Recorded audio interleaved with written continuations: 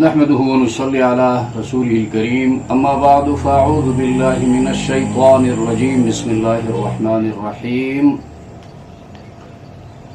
سورۃ النساء کا مختصر تعارف۔ سورہ نساء وہ سورت جس میں عورتوں کے حقوق سے بحث کی گئی ہے۔ نساء عربی میں عورتوں کو کہا جاتا ہے، اور اس سورت کے اندر 24 رکوع 176 آیات ہیں، اور سورہ نساء نام کی یہ دو صورتیں ہیں۔ سورہ طلاق کو بھی سورۃ النساء الصغریٰ کہا جاتا ہے جو آخری پاروں میں ہے، اور یہ سورت سورۃ النساء الکبریٰ ہے جو کہ طویل ہے اور تفصیلی احکامات پر مبنی ہے۔ سورہ طلاق میں بھی عورتوں کے مسائل سے بحث ہے لیکن وہ مختصر ہے، اور سورت جو ہے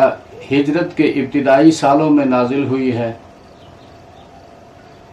اور مدینہ منورہ میں نازل ہوئی ہے۔ صحیح بخاری میں حضرت عائشہ رضی اللہ تعالی عنہا سے مروی ہے، فرماتی ہے ما نزلت سورۃ النساء الا وانا عند رسول اللہ صلی اللہ علیہ وسلم۔ سورہ نساء اس وقت نازل ہوئی جب میں اللہ کے رسول کے گھر میں تھی، ان کی گھر والی کی حیثیت سے، یعنی ہجرت کے بعد۔ تو یہ ہجرت کے ابتدائی سالوں میں نازل ہوئی ہے، تو ہجرت کے بعد مسلمان مدینہ منورہ پہنچے، اور پھر مدینے میں مسلمانوں کی ایک چھوٹی سی ریاست قائم ہو گئی۔ اب ریاست کے امور کو سنبھالنے کے لیے گوناگوں مسائل سے مسلمان دوچار تھے، خاندانی مسائل، عورتوں کے مسائل، اور یتیم بچوں کے مسائل، بیوہ عورتوں کے مسائل، عورتوں کے حقوق، میراث کی تقسیم، اور خاندان کی اصلاح، اور پھر دوسری طرف مسلمان مقابل تھے مشرکین کے، اور خود مسلمانوں کی صف میں ایسے لوگ تھے جن کو منافقین کہا جاتا ہے، ان کی ریشہ دوانیوں سے تنگ تھے، اور دوسری طرف اب ان تمام مسائل کو سنبھالنے کے لیے وحی کی تعلیمات کی ضرورت تھی۔ اس لیے اس صورت کے اندر یہ انتظامی امور سے بحث کی گئی ہے، یعنی تدبیر منزل اور سیاست مدنیہ، گھروں کی اصلاح کیسے ہو اور شہروں کی اصلاح کیسے ہو۔ اب ان دو چیزوں کی اصلاح سے اسلامی سیاست میں بحث کی جاتی ہے کہ شہروں میں امن کیسے ہو اور شہر کی زندگی خوشگوار کیسے ہو، گھروں میں امن کیسے آ جائے اور گھروں میں محبت الفت کیسے قائم ہو، گھر کے اندر جتنے لوگ ہیں ان کے ایک دوسرے کے اوپر کیا حقوق ہیں۔ تو یہاں پر اس حوالے سے، یعنی تدبیر منزل کا جو شعبہ ہے، اس حوالے سے 3 اہم امور پر بحث کی گئی ہے کہ باہمی اتفاق سے رہو، نمبر 1، اور نمبر 2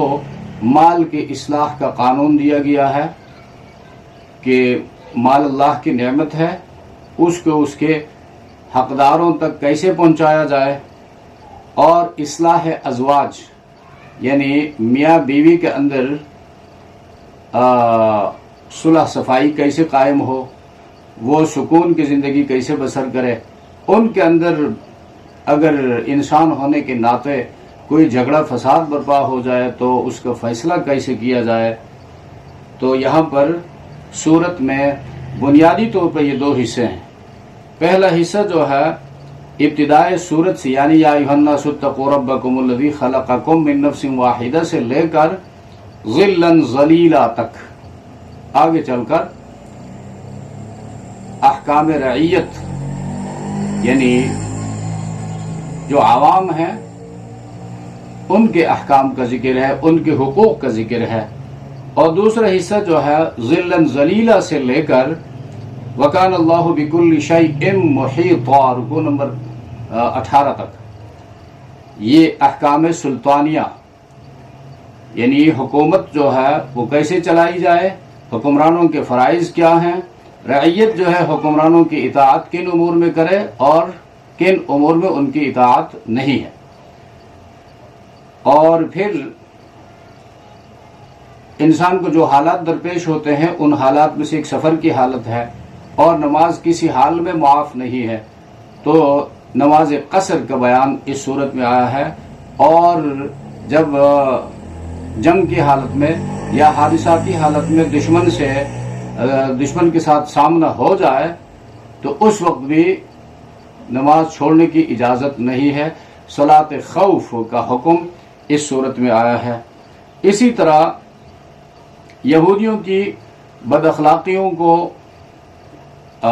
کھول کر بیان کیا ہے، ان کی بدعمالیوں کو بیان کر کے مسلمانوں کو ان سے بچنے کا حکم دیا ہے۔ اسی طرح منافقین کا نفاق اور اسلامی معاشرے کے اندر ان کی سازشوں کو بے نقاب کیا ہے، ان کی بدعمالیوں کو سامنے لایا ہے تاکہ مسلمان ان سے محفوظ رہے، اپنے آپ کو بچائے اور ان جیسے اخلاق اختیار کرنے سے بچے۔ اور میراث کے بارے میں صحابہ کرام کے پوچھے گئے سوالات تھے، ان کا جواب دیا گیا ہے، تو یوں جو ہے یہ اس صورت کا خلاصہ ہے۔ اس کے ساتھ جو مرکزی مضامین ہوتے ہیں، توحید کا بیان ہر صورت میں بار بار آتا ہے، اس لیے کہ بندے کا تعلق اللہ سے جوڑنا یہ قرآن کے مرکزی مضامین میں سے ہے، توحید میں بندے کا تعلق اللہ سے جڑ جاتا ہے۔ اس طرح زجرات ہیں، یعنی ملامت کرتا ہے اور ڈانٹتا ہے جو اللہ کی نعمتیں کھانے کے بعد، استعمال کرنے کے بعد اللہ کا شکر ادا نہیں کرتے ہیں، اور تخویفات کے مضامین ہوتے ہیں، تخویف دنیاوی، تخویف اخروی۔ دنیا میں جن لوگوں نے نافرمانی کی ان پر اللہ کا عذاب آیا، ان کی مثالیں قرآن سامنے لاتا ہے کہ دیکھو اللہ کی رشتہ داری ان کے ساتھ نہیں تھی،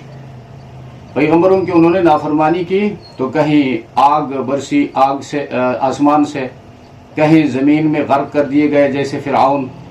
اور کہیں اوپر سے پتھر برسایا گیا جیسے قوم لوط۔ تو تمہارے ساتھ بھی اللہ کی کوئی دشمنی نہیں ہے اور کوئی دوستی نہیں ہے، دوستی دشمنی کا تعلق کردار اور اعمال کے ساتھ ہے۔ اس طرح اہل ایمان کے لیے بشارات ہیں، خوشخبریاں ہیں کہ ایمان والوں کے لیے اللہ تبارک و تعالیٰ نے کیا کچھ تیار کر رکھا ہے۔ تو یہ صورت جو ہے سورۃ النساء کے نام سے موسوم ہے، یعنی عورتوں کے حقوق سے بحث کرنے والی صورت۔ ویسے پورے قرآن میں مردوں کے نام پر کوئی صورت نہیں ہے، ہاں انبیاء علیہ السلام کے نام پر صورت ہے، سورہ نوح ہے، سورہ ہود ہے، سورہ یوسف ہے، یہ مخصوص پیغمبروں کے نام پر ہیں، ان کے واقعات اس میں بیان یا ان کی تبلیغ کا واقعہ بیان ہوا ہے۔ اور سورۃ الرجال جو ہے وہ صورت جس میں مردوں کے حقوق کا تذکرہ ہے، ایسی کوئی صورت قرآن میں نہیں ہے۔ تو زمانہ جاہلیت میں عورتوں کے ساتھ بہت زیادہ امتیازی سلوک روا رکھا جاتا تھا، اور کہیں ان کو انسان ہی نہیں سمجھا جاتا تھا، تو ان کے حقوق کو نہایت تفصیل کے ساتھ اس صورت میں بیان کیا گیا ہے۔ اور ابتدا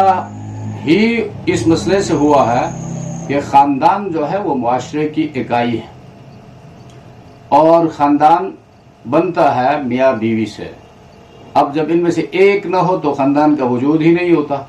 لہٰذا جب دونوں مل کر خاندان کو وجود بخشتے ہیں تو دونوں کے حقوق جو ہے اس حوالے سے برابر ہیں۔ اللہ تبارک و تعالی ہم سب کو سمجھ عطا فرمائے۔ سبحان ربک رب العزت عما یصفون وسلام علی المرسلین والحمد للہ رب العالمین۔